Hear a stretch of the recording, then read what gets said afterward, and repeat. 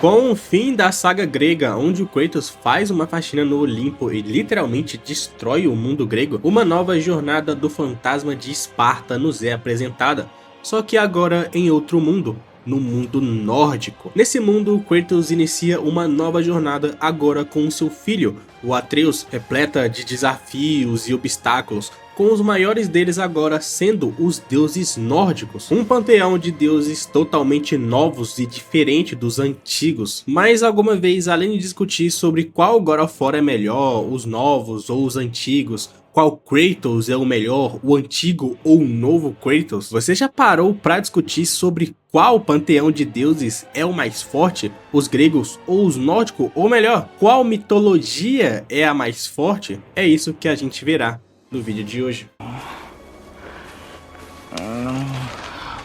Fine. My turn.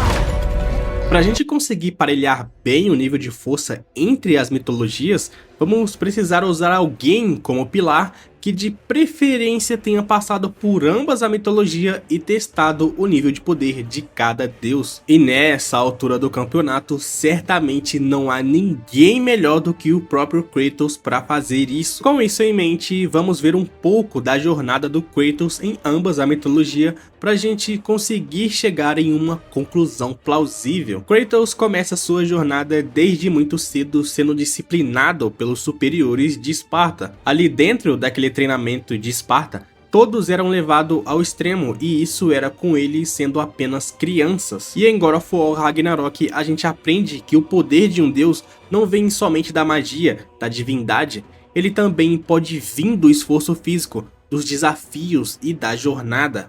Stuart, apesar de ser filha do Thor e ter uma boa genética, só demonstrava altos picos de força física porque treinava duro com o pai, enquanto Thor aparentemente sempre foi um deus muito forte naturalmente. Então a partir disso a gente sabe que a força de um deus pode vir de ambos, não necessariamente se limita a vir de apenas um, com o maior exemplo de força vindo puramente da divindade sendo o próprio Baldur.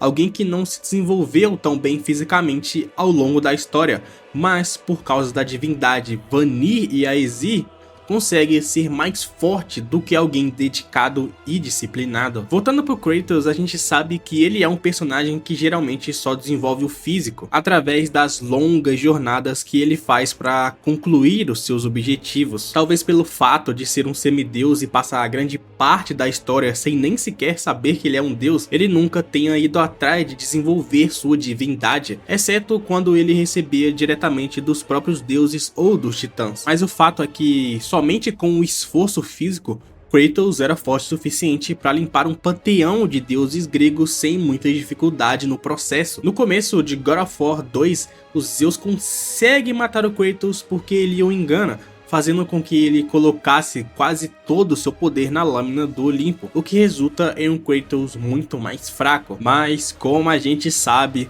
ao dar início a uma nova jornada, o Kratos fica mais forte e no final do jogo ele volta no tempo e se engaja em um combate direto contra os Zeus, que naquele momento era o deus grego mais forte. E adivinha, o Kratos vence Zeus naquele duelo e se prova como o mais forte.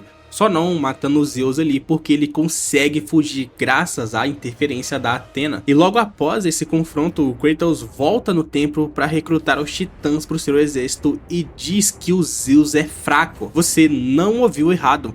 Kratos diz que o Zeus grego mais forte entre todos os deuses da mitologia grega é fraco. E após isso, com o início de God of War 3, Kratos faz a limpa nos outros deuses gregos, passando por cima deles como se não fosse nada. Poseidon, Hélio, Hades, todos foram brutalmente destruídos pelo Kratos. E no final do game a gente sabe que o Kratos derrota os Zeus novamente e se consagra como o mais forte da mitologia grega.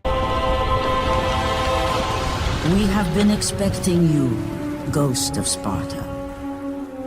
The gods are far too powerful for us to defeat now. All on Olympus tremble at my name. Zeus is weak. Ares and Athena are dead and I wield the blade. Agora, com o passar de tempo de aproximadamente 100 anos, Kratos ressurge em outra mitologia. a mitologia nórdica. E só lembrando que antes dele aparecer aqui na mitologia nórdica, ele passa pela mitologia egípcia, onde ele fica um certo tempo lá e depois ressurge na nórdica. Bom, como vocês nessa altura do campeonato já devem saber, jornada leva a desenvolvimento de poder. Exatamente isso que acontece com o Kratos depois que ele sai da sua terra natal. A gente não sabe exatamente quanto tempo se passa do God of War 3 para o God of War 4, mas existe uma cena que nos permite deduzir quanto tempo mais ou menos se passou entre os jogos.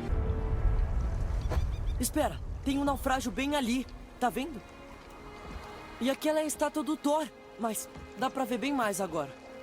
A água baixou depois da serpente. A montanha tá ali, olha, aquele lugar leva do pé da montanha até o Templo Dourado. Tudo ficava abaixo da superfície. Menos a estátua. Legal, né? Tem até uma doca, perto da bandeira. O templo de Tyr fica no centro do lago. É de lá que vamos viajar até Alfheim. Por sorte, não está mais submerso.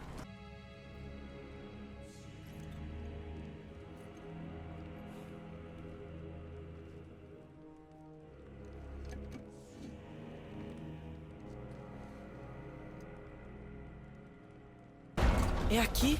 Que escuro. Esse templo está adormecido, submerso há quase 150 invernos. Só precisa da luz da Bifrost para despertar.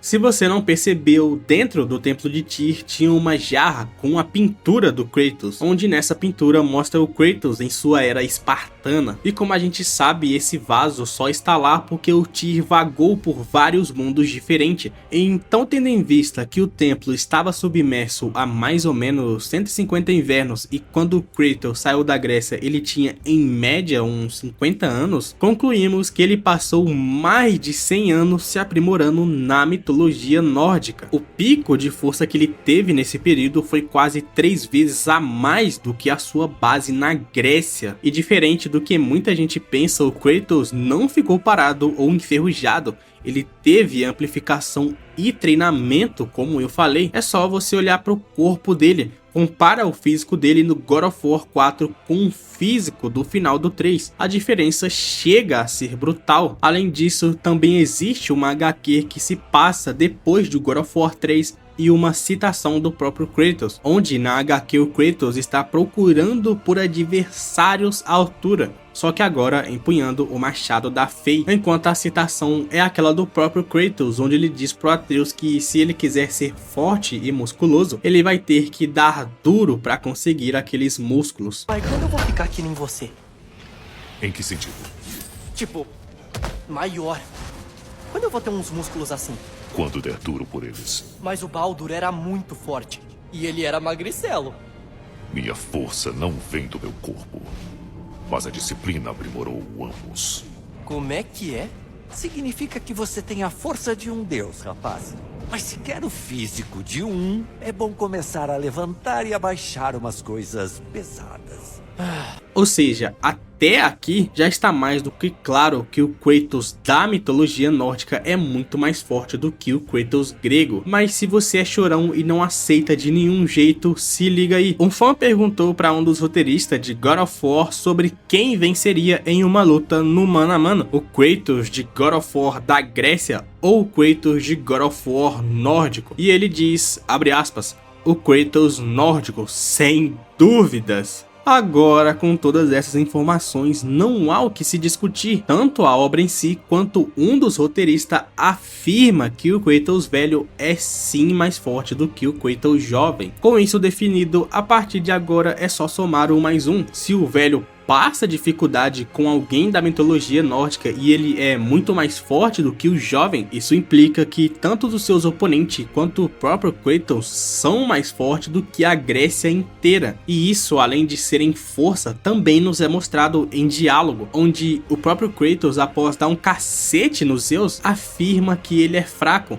Enquanto na mitologia nórdica, até os filhos do Thor, que estão muito longe em relação ao poder do pai, são descritos pelo próprio Kratos como forte. Na luta contra o Baldur, Kratos, além de apanhar do início ao fim e sair todo esgotado no final dela, o Baldo nem estava querendo matar o Kratos. Ele foi lá para investigar algo a mando de Odin. Isso sem falar que bem antes de chegar na mitologia nórdica, ele foi desmaiado em um combate por um dos lobos. Ou seja, desde muito antes, o Kratos não consegue fazer muita coisa contra os seres da mitologia nórdica. A Sigrid, a rainha das Valquírias, é descrita pelo próprio Kratos como a inimiga mais mortal que ele já enfrentou. Agora, já em Ragnarok, onde o Kratos está ainda mais forte do que em 2018, contra o Thor em sua primeira luta, o Kratos não acha nada. O Thor tratou o Kratos como se ele fosse uma criança, e o Kratos no final da luta ainda saiu tão desgastado quanto ele saiu na luta contra o Baldo. Os oponentes da mitologia nórdica são muito acima dos oponentes da mitologia grega. A Freya, por exemplo, apesar de muita gente subestimar ela, talvez por ser uma mulher ou chata demais por causa do Baldo em God of War 2018, é tão forte quanto o Kratos. Não é à toa que ela quase matou o Kratos e o próprio Kratos não crava sobre quem venceria entre ela ou ele em uma luta. E contra o Odin eu nem preciso falar. Ele definitivamente é o ser mais forte que já apareceu em toda a franquia God of War. Tanto que para ter uma espécie de luta contra ele, foi necessário o Atreus e uma força equivalente a 2 Kratos ao mesmo tempo, a Freya e o próprio Kratos. Fora que durante o decorrer do jogo existe várias outras citações, como o próprio Kratos admitindo que não conseguiu vencer o Thor porque não tinha a força do Atreus ao lado dele. Enfim, o que não falta são evidências que mostram que a mitologia nórdica é muito mais forte do que a mitologia grega. E agora que o Kratos provavelmente vai para a mitologia egípcia, esse universo tende a ser ainda mais forte do que a nórdica, o que só inclui ainda mais personagens na lista que fazem a faxina no Olimpo. E esse foi o vídeo de hoje, eu espero muito que vocês tenham gostado. Se você gostou, não esqueça de deixar o seu like, a sua opinião no comentário e, se possível, cogita-se se tornar membro aqui do canal, pois isso, além de me ajudar muito, sempre me motiva cada vez mais a estar trazendo novos vídeos.